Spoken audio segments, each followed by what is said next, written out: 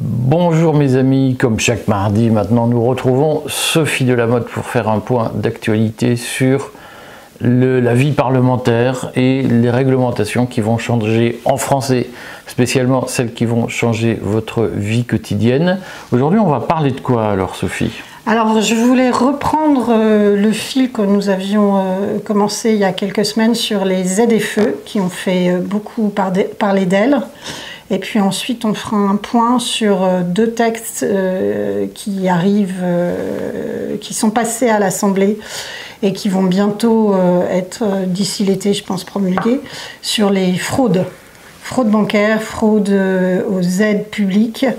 Et donc là, on sent que le collet va se resserrer sur les Français.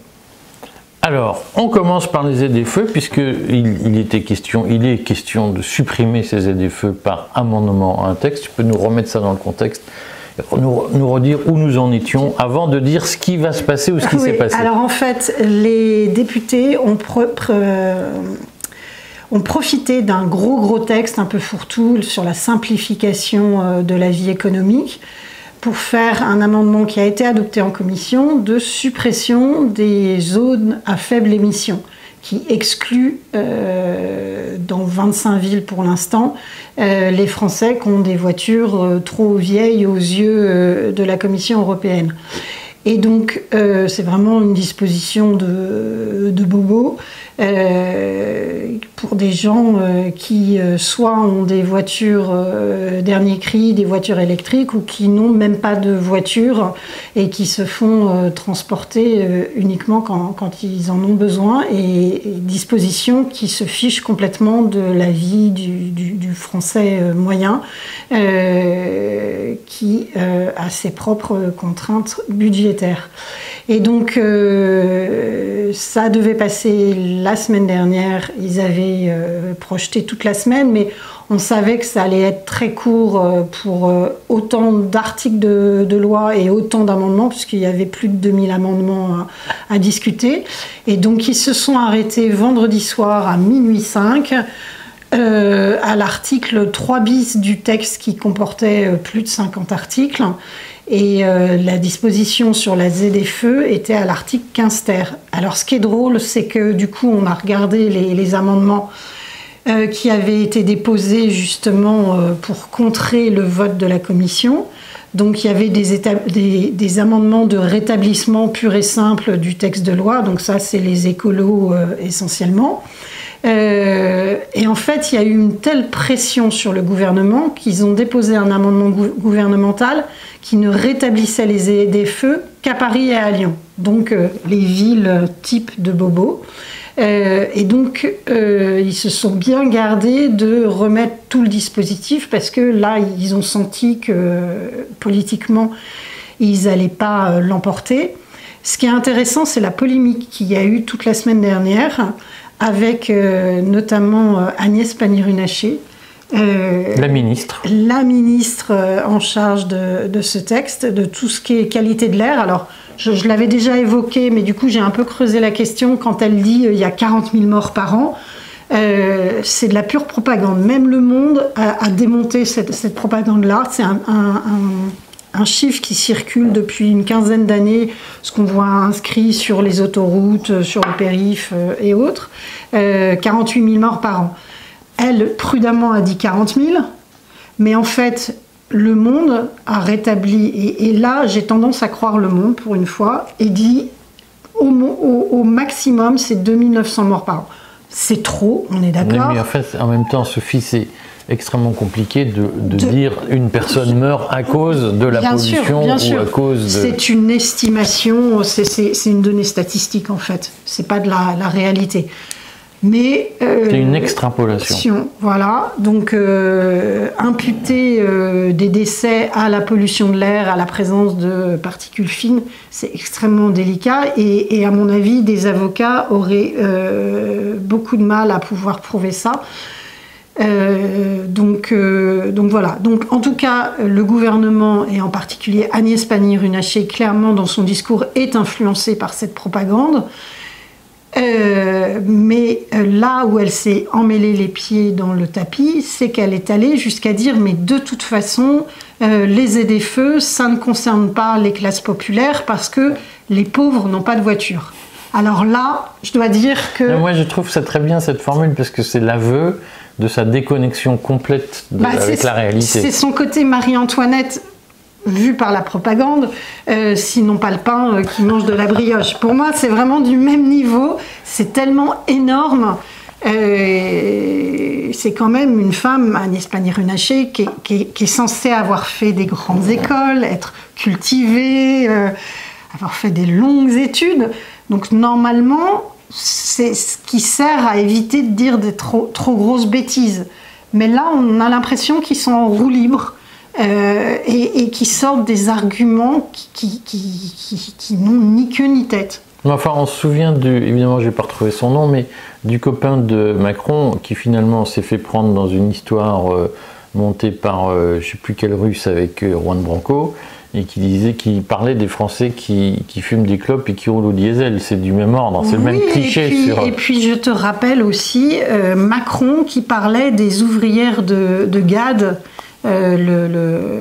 l'usine de poulet là en Bretagne, des ouvrières illettrées, et aussi les mères de famille de plus de 5 enfants qui étaient forcément illettrées aussi. Donc tu sais parce que tu as eu 6 enfants. Non, 5. Donc c'est bon, je suis encore... tu sais lire un peu. Un petit peu. C'est une blague. Donc, non, là, et c'est pour ça que j'ai voulu parler de ça, c'est qu'il y a vraiment une déconnexion dont il se cache même plus.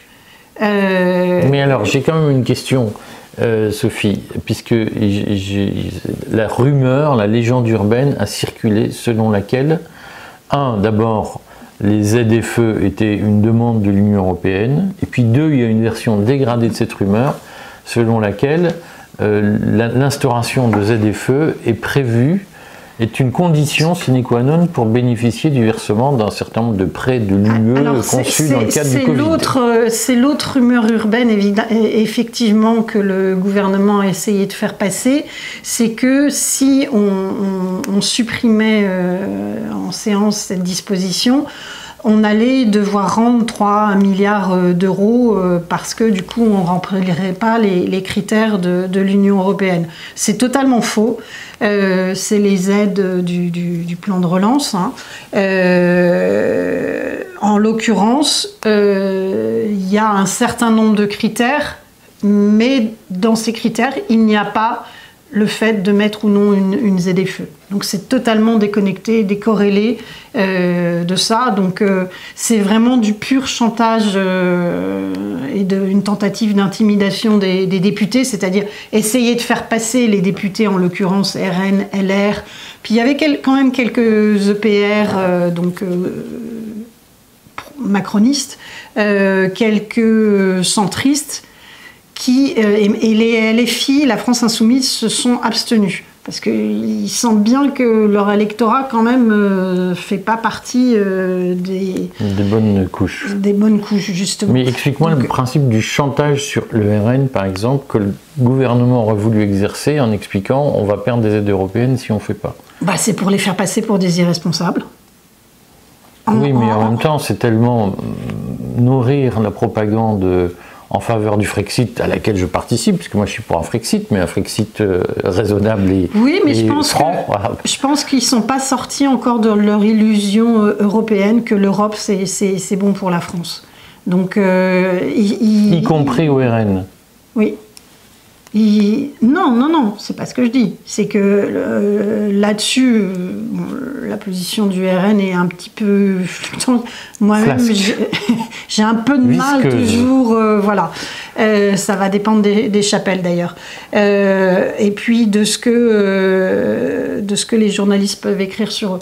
Mais non, l'objectif principal du pouvoir aujourd'hui, Macron est centriste, c'est de continuer à appuyer sur ce qu'ils appellent l'incompétence du RN à gouverner. Donc qui fait voter des dispositions qui mettraient la France dans une position délicate. Mais comme on voit le bilan de ce qui se passe depuis 2017, je ne suis pas persuadée qu'ils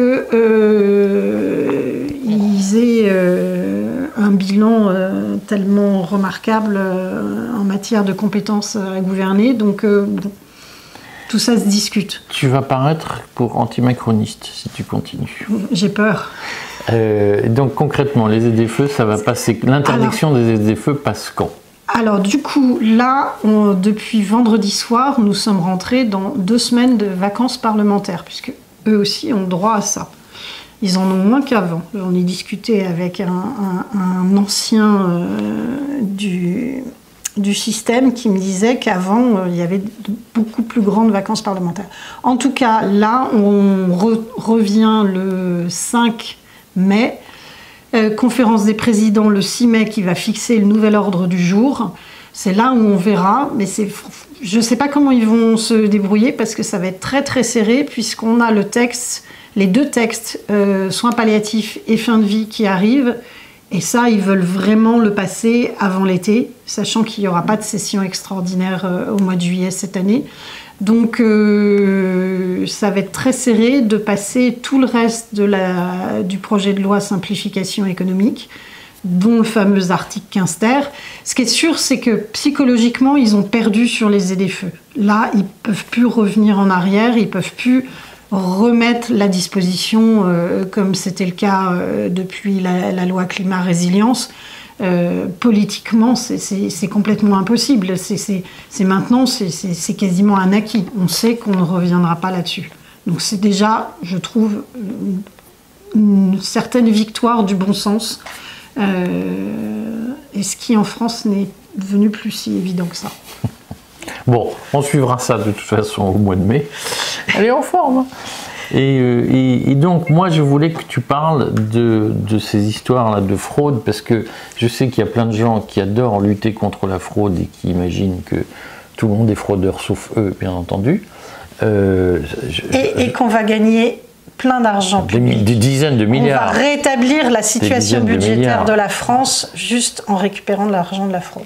Ah, je fais mon petit laïus marrant, puisque je me souviens un jour d'avoir recruté en freelance une journaliste de gauche qui m'a fait le grand éloge de la sécurité sociale, à bas les grandes entreprises, à bas l'optimisation fiscale, etc. Et quand je l'ai payé sur facture, mais vous ne pouvez pas me payer au black parce que quand même les charges sociales s'est élevées. Donc moi, beaucoup de Français qui pestent à longueur de journée contre la fraude fiscale me font beaucoup rire parce que ils trouvent que c'est dégueulasse que les autres fraudent, mais bon, pour eux, si on faisait une exception, quand même, ce serait pas mal.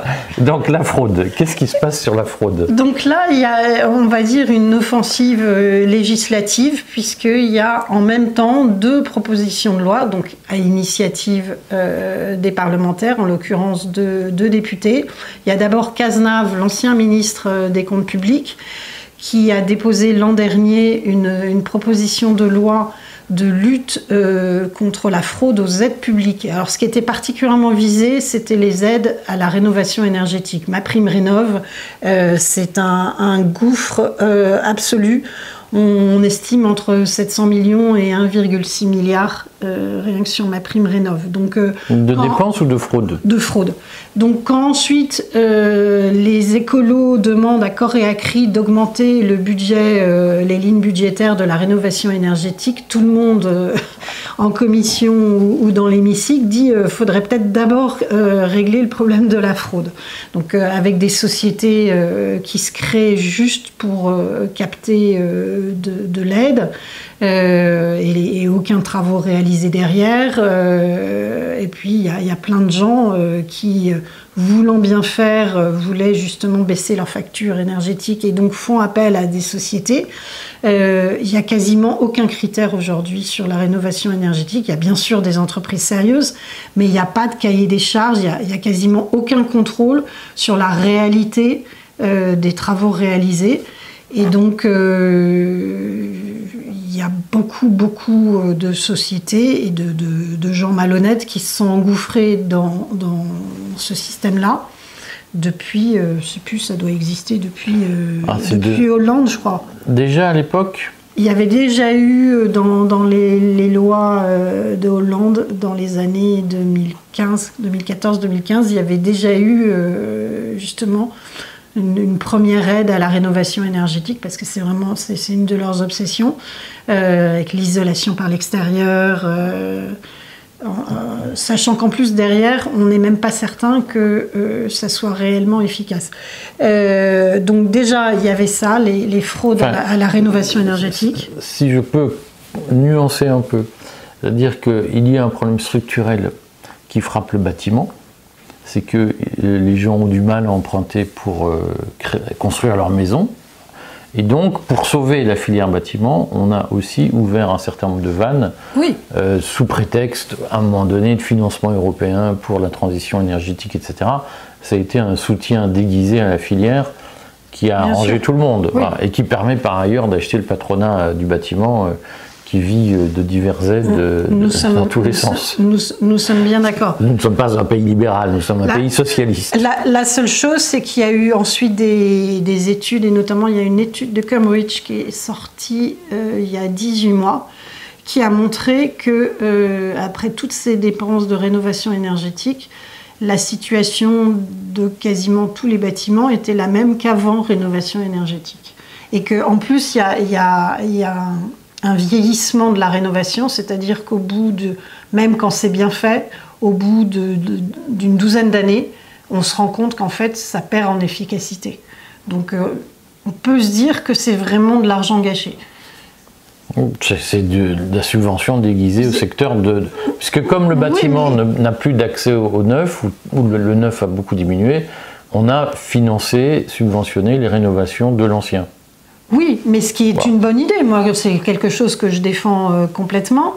Mais ensuite, faut savoir comment on rénove, sachant que, mine de rien, en gros, au 19e siècle, ils se débrouillaient pas trop mal pour construire des maisons qui avaient très peu de déperdition énergétique, parce qu'ils n'avaient pas les moyens de chauffage qu'on a aujourd'hui. Et du coup, ils utilisaient des matériaux intelligents comme la chaux, la terre battue et autres, qui ont une très bonne inertie thermique. Donc ça ne sert à rien d'aller acheter en Chine des matériaux dits d'isolation, alors qu'on fait beaucoup mieux avec des matériaux naturels qu'on trouve juste autour de nous. Donc c'est là où je pose la question du gâchis d'argent public. C'est que, ok, il faut subventionner le secteur du bâtiment. Moi, je n'ai pas dit qu'il fallait le subventionner, moi je suis contre la subvention, mais la logique a été ça, c'est on a verdi une subvention à une filière en difficulté. Dans ce cas-là, il y a un certain rationnel. Mais le problème, c'est en termes d'efficacité énergétique. C'est que l'argent qu'on a dépensé, est-ce qu'il a bien été dépensé ou pas? Et c'est là où je m'interroge. Alors, qui fait un texte là-dessus? Là, comme je l'ai dit, c'est Monsieur Cazenave qui était ministre... Député macroniste. Il est maintenant député macroniste. Et en fait, bizarrement, il n'a pas fait ça quand il était ministre en charge des comptes publics à Bercy. Il a attendu d'être député pour déposer le texte. Les contrôles qu'il propose vont consister en quoi? Alors, il y a il modifie plusieurs codes, en fait. Donc il y a tout ce qui est fraude aux aides sociales, il y a notamment une disposition donc ça ne concerne pas que MaPrimeRénov', c'est tous les types de fraudes qu'on peut commettre. Voilà, donc il y a notamment les fraudes à tout ce qui est aide, sécurité sociale et allocation familiale. Et là, il va y avoir notamment une disposition qui a beaucoup fait bouger les trois partis de gauche. Je me souviens en commission, c'était assez épique. C'est qu'en fait, sur soupçon de fraude, l'organisme qui verse les allocations pourrait suspendre les allocations pendant 3 mois, le temps de mener une enquête plus approfondie. Donc ça, je pense que ça peut faire bouger dans les HLM. Ça, c'est une remarque discriminatoire. Je ne suis pas sûr qu'il n'y ait que dans les HLM qu'il y ait des fraudes. D'abord, comme je rappelle l'émission que nous avons faite récemment pour dire que dans les HLM, il y a des riches, voilà, d'abord. Et à Paris, on est bien placé pour le savoir, puisque sur le parc, je crois qu'il y a 120 000 logements sociaux dépendants de la ville de Paris. Et je pense que les attributions, à une époque, notamment sous Chirac, ils sont allés pour placer les copains. Voilà. Mais justement, est-ce légitime qu'il reste? Ah non, nous en avons débattu.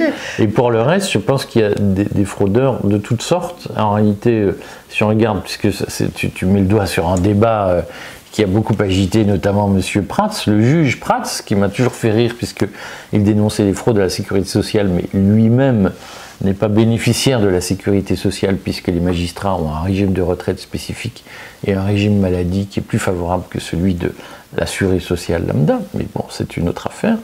Mais Prats a fait courir la rumeur folle, et c'était l'inflation. Oui, c'est 40. On était parti de 20 milliards, on est monté à 40. Au moment de la présidentielle, je crois que c'était 40 milliards de fraude, après on a vu 60 milliards, enfin, tout ça, c'est comme la fraude fiscale, chaque fois on a des chiffres.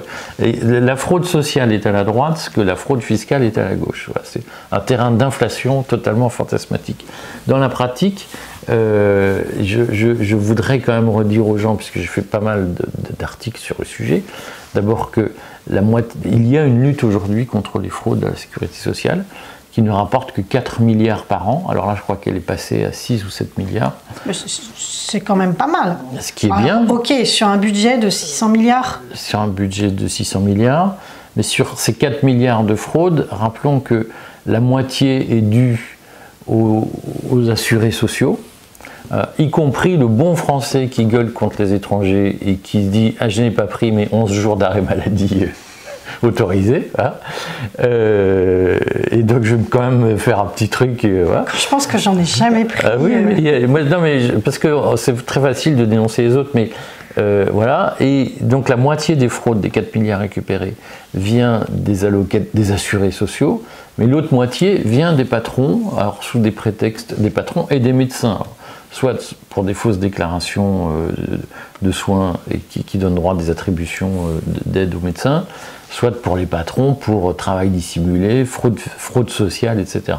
Et je voudrais quand même redire que moi qui suis employeur, j'ai régulièrement été fraudeur à mon insu, parce que les règles sont tellement compliquées qu'il n'y a rien de plus facile que d'expliquer qu'un patron fraude, parce que c'est tellement impossible de connaître les règles que... Comme il s'attaque la plupart du temps aux grandes entreprises, les grandes entreprises, elles ont des services dédiés, alors que les petits patrons n'ont pas toujours le temps de se mettre à jour de toute la législation et de faire de la paperasserie. Donc il y a vraiment une inégalité entre les grandes et les petites et très petites entreprises.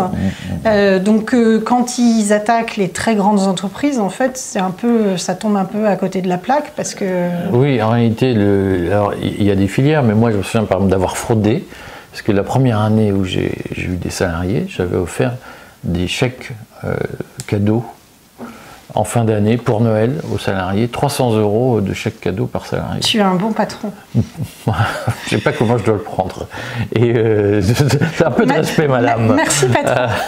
Comme le dit un député. Et donc, j'étais fraudeur en offrant 300 € de chèque cadeau, puisque la limite était à l'époque à 172 €. Et je ne le soupçonnais pas. Donc j'aurais été contrôlé par les URSSAF et j'étais fraudeur. Voilà. Et pour lutter contre les fraudes, la première chose que les URSSAF, donc l'ACOS a faite, l'Agence centrale des organismes de sécurité sociale, la première chose qu'elle a faite a été quand même de recruter cette année 200 nouveaux contrôleurs URSSAF. Voilà. Donc moi, quand un juge, d'ailleurs un fonctionnaire qui n'est pas à la Sécu fait des campagnes pour dire il y a tellement de fraude à la Sécu que c'est scandaleux, je sais ce que ça veut dire des contrôleurs URSSAF qui vont venir à un moment donné faire leurs chiffres en instaurant une inquisition sociale dans les petites entreprises parce que c'est ce qu'il y a de plus facile à faire pour récupérer de l'argent. Voilà, d'où l'intérêt pour tous ces contrôles du texte de Cazenave, c'est qu'il veut favoriser le croisement entre les fichiers, entre les échanges de fichiers entre les différents organismes. Donc l'intelligence artificielle, pour eux, a cet intérêt-là, c'est que du coup, ils vont pouvoir détecter beaucoup plus de fraude parce qu'ils auront beaucoup plus de données à leur disposition. Et là aussi, je me marre parce que je vois des campagnes très démagogiques sur « ils veulent nous surveiller », l'euro numérique, outil de surveillance, toute chose vraie par ailleurs, auquel je souscris. Mais souvent, ceux qui dénoncent l'euro numérique sont aussi ceux qui promeuvent à leur insu et sont les idiots utiles du contrôle social voulu par la caste, parce que tout le discours de Prats, qui est beaucoup passé chez Berkoff, grand défenseur d'Israël. Je ne sais pas ce que ça fait. Si, parce qu'en réalité, il y a une vision du monde qui vise à nous contrôler et qui est très largement portée par une vision suprémaciste de la réalité. Et Prats, je vais d'ailleurs il a fait le jeu de la surveillance. Je vais apporter de l'eau à numérique. ton moulin d'ailleurs. Parce qu'il y a un second texte, le premier texte dont je vous parlais, Cazenave, vient d'être voté au Sénat. Il avait été voté fin janvier à l'Assemblée, il vient d'être voté la semaine dernière au Sénat. Donc là, on vient de déclencher ce qu'ils appellent la commission mixte paritaire, dans laquelle il y a 7 députés, 7 sénateurs, qui vont se mettre d'accord sur une seule version du texte, qui va être votée ensuite dans chacune des assemblées. Et là, le texte sera promulgué au journal officiel. Donc là, on arrive en bout de parcours de ce texte. Donc ça va devenir très concret pour les Français. Le second texte, c'est un texte uniquement sur les fraudes bancaires. Et ça, il vient juste d'être voté à l'Assemblée. C'est un député macroniste qui est vice-président de la Commission des finances, M. Labaronne. Lui, il y a 2 sujets pour lui. C'est les IBAN frauduleux. Donc, quand des entreprises détournent des IBAN tout à fait légitimes pour mettre leurs coordonnées bancaires à eux pour récupérer les flux. Donc là, on va faire constituer un fichier des IBAN frauduleux, un peu comme les numéros de téléphone du démarchage téléphonique. Et sinon, renforcement du cadre juridique pour sécuriser les rejets de chèques. La fraude aux IBAN, c'est quand même 150 millions d'euros par an. Et les chèques, 500 millions d'euros par an. Est-ce que ça va aussi donner lieu à des mesures du coup de surcontrôle numérique? Bien sûr, parce qu'à partir du moment où tu constitues des fichiers, derrière il y a de l'IA, dès qu'il y a de la donnée, tu as de l'IA, donc du coup ça va mouliner tout ça. Donc ça va être... alors, il y a quand même à chaque fois un prétexte très légitime, c'est la lutte contre le terrorisme. Et le blanchiment de l'argent de la drogue, puisque nous savons tous que les Français sont soit des terroristes, soit des mafieux. Voilà. Donc tout ça, à chaque fois, c'est l'emballage médiatique de ces textes-là. Mais concrètement, très concrètement, ça va être effectivement le flicage renforcé. Et alors, je vais revenir au premier texte dont je parlais, les fraudes aux aides publiques, puisqu'il y a un article 2 qui m'a, je dois dire, stupéfaite.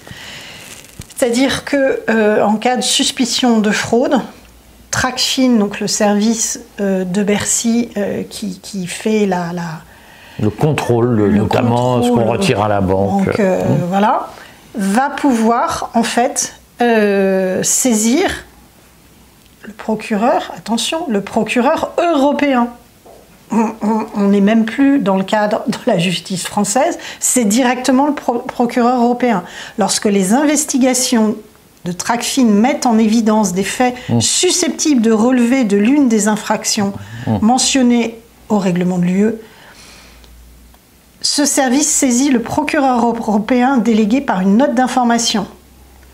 En l'absence de dispositions spécifiques en cas d'indice sérieux de manœuvre frauduleuse ou de manquement délibéré, les agents désignés et habilités d'une administration peuvent échanger tous les renseignements ou les documents utiles à la recherche.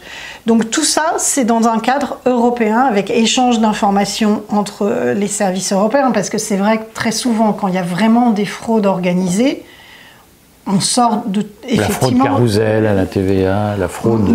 On sort du seul cadre français, bien sûr. Une entreprise polonaise qui vient faire de ma primo-rénov en France, voilà. Ça permet de vérifier. Mais moi, ce qui me stupéfait quand même, c'est que là, il n'y a même plus mention de la justice française. Donc on est sous l'œil de Bruxelles, pour pas dire Moscou. Tu vas te fâcher avec les pro-Poutine. Là, je trouve qu'on a vraiment franchi un degré dans le contrôle supranational de notre vie quotidienne. Bon. Même si, évidemment, je ne justifie aucunement les fraudes.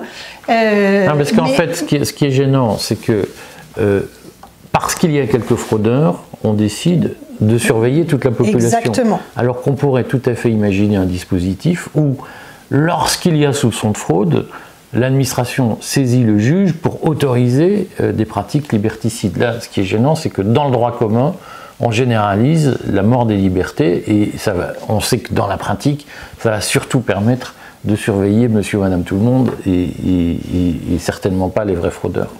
Tout à fait. Bon, elle était très en forme. On la retrouve, non pas mardi prochain, parce que mardi, il y a pause. Moi, je serai à l'étranger, toi, tu seras presque à l'étranger. On se retrouvera le mardi suivant. Le duché de Bourgogne. Le duché de Bourgogne, l'ennemi héréditaire. Et donc, on se retrouvera la semaine suivante, mais on reparlera aussi des fraudes, puisqu'il y a d'autres mesures qui arrivent. Et puis, ce que j'aime, c'est que les ZFE, on va encore en parler. C'est le feuilleton. Voilà. C'est comme les tarifs protectionnistes de Trump, ça rebondit chaque semaine. À bientôt, mes amis. À bientôt.